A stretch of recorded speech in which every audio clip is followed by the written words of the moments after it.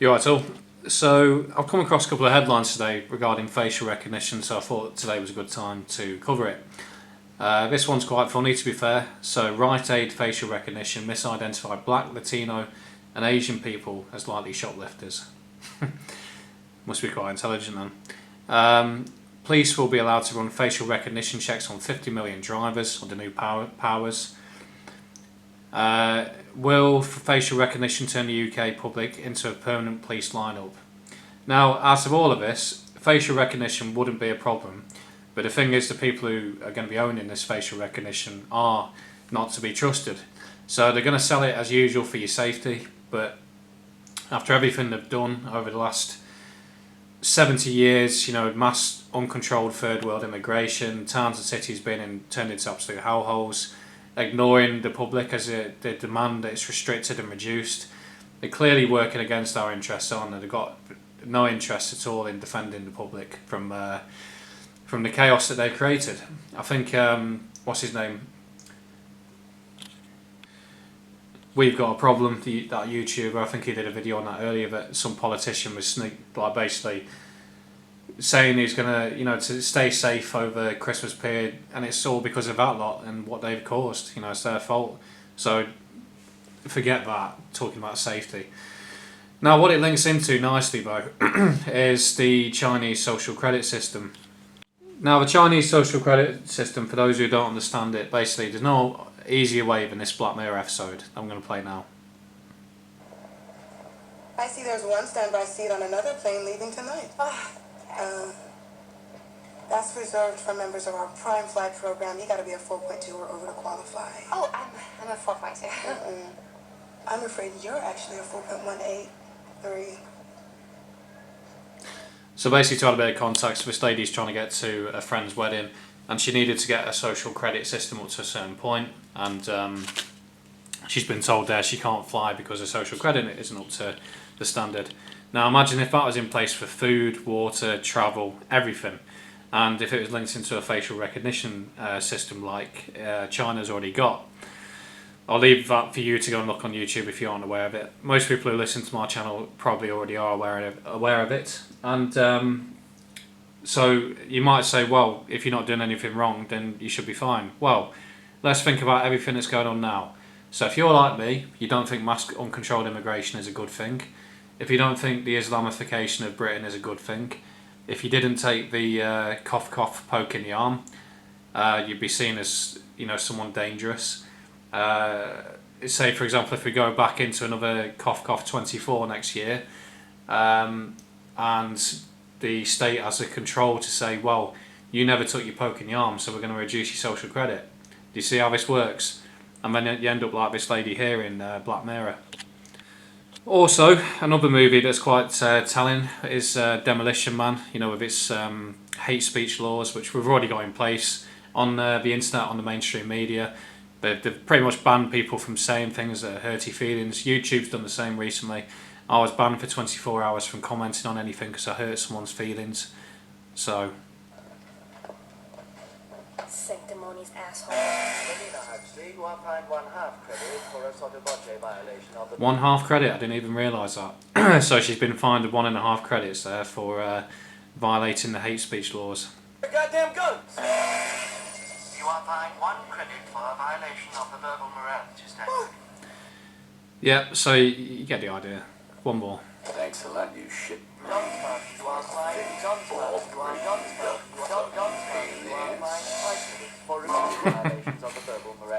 So much for the seashells.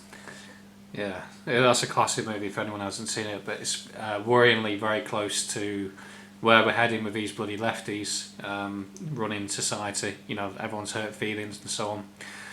So there's your social credit thing. Now I'll move on to deepfake. So this clip is from Years and Years, which is another one worth watching. It's a pretty insidious drama because it's basically the BBC showing us everything they've got planned over the next couple of years, really. We've already gone 3 years into it, 4 years into it. So one of the main things I haven't covered yet is the martial law bit, where citizens are kind of herded into their cities. I think it's due to flooding, and there's like a the military have encircled them with fencing, and obviously you think about the migrants in the hotels, all these young men. Yeah. But yeah, Emma Thompson here, the character she plays as the Prime Minister, is talking about deepfake. Campaign. There's nothing I like more than a fair fight, but these deepfake videos are ruining the debate and they're threatening democracy. Deep fakes are videos in which a living person's face and voice are recreated in CGI to say anything the programmer wants. There's one obvious solution to all the foreigners in this country. That's not me. Arrest them. Throw them out. Yeah, so this technology has been in place, has been available for a long time, because the movie I'll cover next, Running Man, back in 1987-88, that was already one of my favourites as a kid. That was already showing deepfake technology, so it shows you this has been in place and ready to go for a long time. But the powers that shouldn't be have been waiting for this moment where we're all technologically advanced and used to all this technology now. I didn't say that. I'd never say that. And if they resist, that face and that voice are completely fake. Execute them. Ask me what to do with the rich and I say, that is literally not me. Take their homes, burn them down, it's a fake, and throw those bastards to the wolves. Yeah, you get the idea on that one. Also, Judge Dredd, back in 2012, covered it. One of my favourite movies, well worth a watch. The 2012 version done by Collard as Judge Dredd. Much better than the Sylvester Stallone one. Citizens in fear of the street, the gun, the gang. But yeah, you can see in the future, I've already started putting my hood up when I go around town to titties now. Not because I want to, I like to have my face fully exposed, but because I'm getting that concerned about all this stuff. And finally moving on to Running Man, another classic movie from the 80s. Activate traveling map. Tony, this better work, pal, or you'll be a digital memory. Take it easy, Damon. We're loading Richard's image onto the database. You can see obviously there, it's like a mapping system over their bodies, and obviously on a computer they can make them say and do anything basically. Sensational. I love it. Oh, ladies and gentlemen, I've just got enough. And this movie is perfect as well because it leads me on to what I'm talking about next.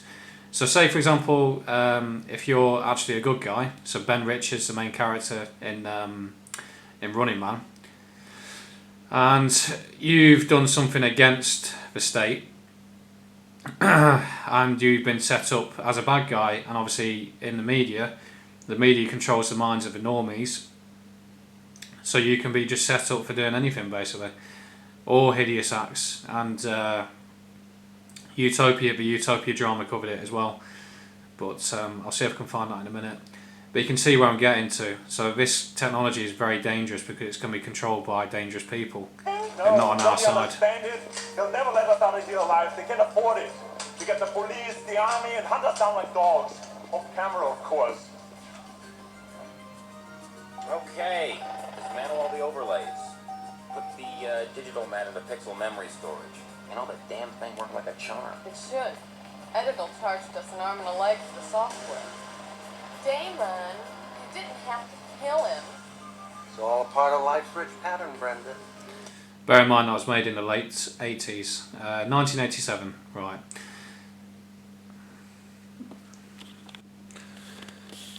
Funnily enough, my camera, as I zoom in on this on YouTube, you know, it's got squares over people's faces, so it's obviously capable of facial recognition as well. So we've already got access to this technology ourselves. Now, what you're watching now is obviously 1984, The 2 Minutes of Hate by George Orwell. And like I said, you know, what scares me is that the normies, everything we've seen over the last couple of years, you know, whether it be the temperature change agenda, whether it be C19, whether it be the Eastern European conflicts, they just go along with everything. And you know, I've seen it firsthand. Normies sat in front of TVs, literally like something out of 1984, just taking it all in, absorbing it. You know, calling whoever the media tells them to a bastard. It's just it's quite terrifying, to be honest.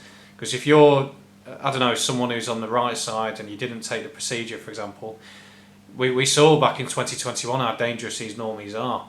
You know, how badly terrified and manipulated it can be taken to.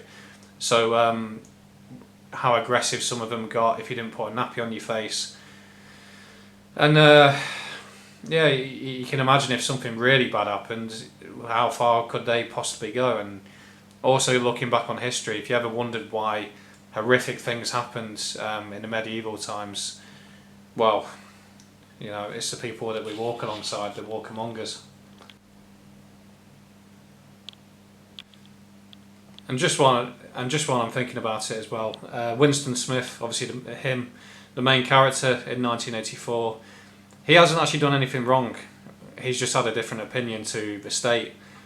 So, and obviously he gets set up and ends up in room 101 later on in the novel and the film.